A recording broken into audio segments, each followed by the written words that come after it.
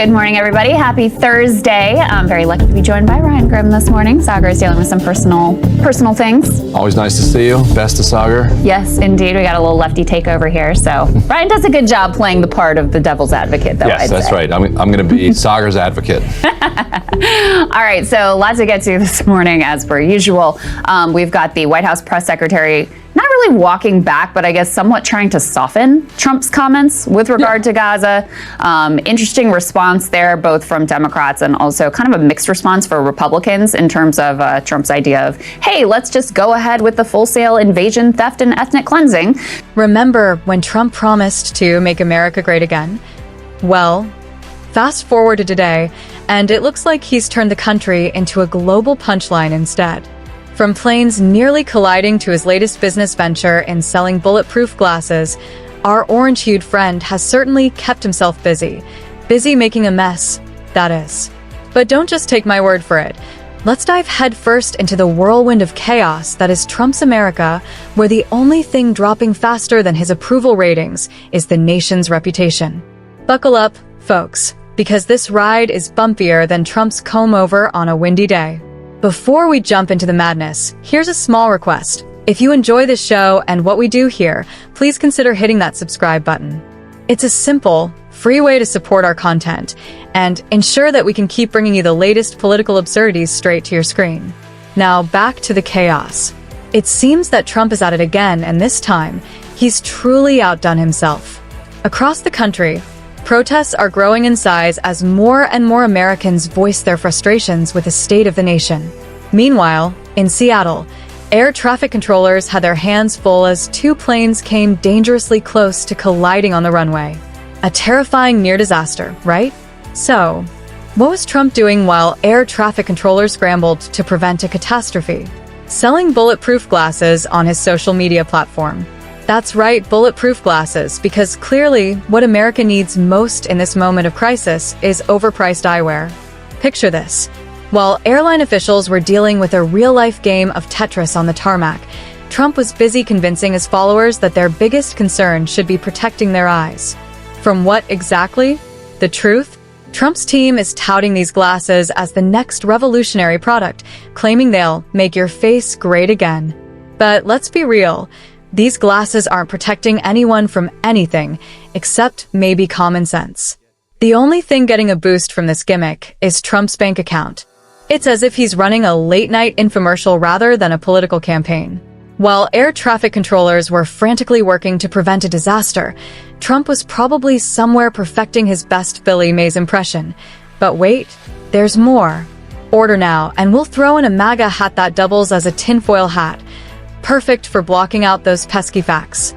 Meanwhile, some experts, also known as party poopers in Trump's world, are pointing out that this entire air travel crisis might have something to do with his past decisions. Remember when he thought it was a brilliant idea to gut essential government functions like the FAA? Well, shocker, that may not have been the best move. Who would have guessed that cutting funding for air traffic control would make flying more dangerous? But don't worry, Trump has a solution. Who needs a properly functioning travel system when you can just wear bulletproof glasses? Sure, your plane might crash, but at least your eyes will be safe. The best part? Americans aren't buying it, literally or figuratively. Trump's approval ratings are nosediving faster than you can say, overpriced eyewear. Turns out, people actually care more about their safety in the air than looking like a wannabe secret agent on the ground. Who could have seen that coming?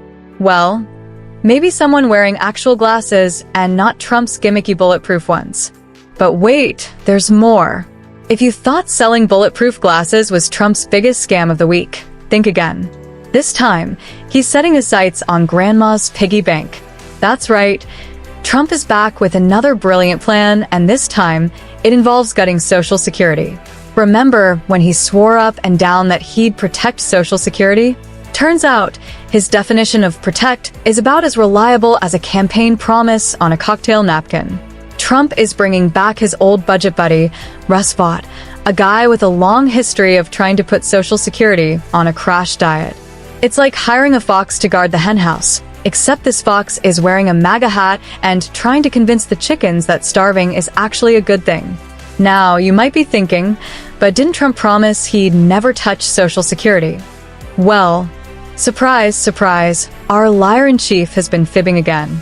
Every single budget he proposed while in office tried to slash billions from Social Security programs.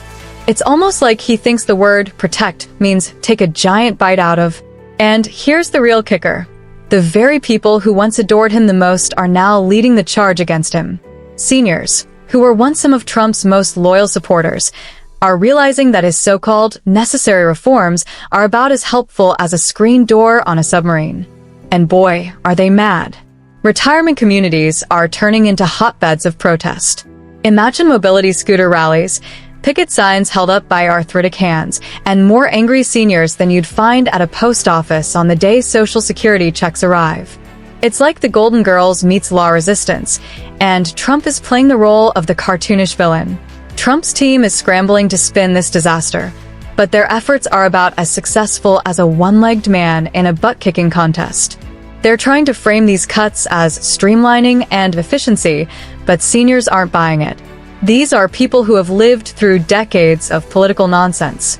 They've seen more baloney in their lifetime than Trump has had spray tans. And now, they're fighting back. Trump's support among older voters is crumbling faster than his ability to walk down a ramp. It's like watching a game of political Jenga, and Trump just yanked out the wrong block. So where does this leave us? Well, it looks like our favorite orange menace has really outdone himself this time. From peddling overpriced shades to threatening grandma's retirement fund, he's on a roll, and not the good kind. Americans are waking up faster than Trump can say his covfefe, and they're not happy. The streets are buzzing louder than Trump's hair in a windstorm, and from coast to coast, people are dusting off their protest signs and making their voices heard. The message? Orange turd, you're fired. And trust me, they're saying it loud and clear. At this point, Trump's political future is looking shakier than a Jenga tower in an earthquake. The only question left is how spectacularly he'll crash and burn. Will it be with a bang, a whimper, or just a really long, incoherent tweet? Stay tuned, folks. The circus isn't over yet.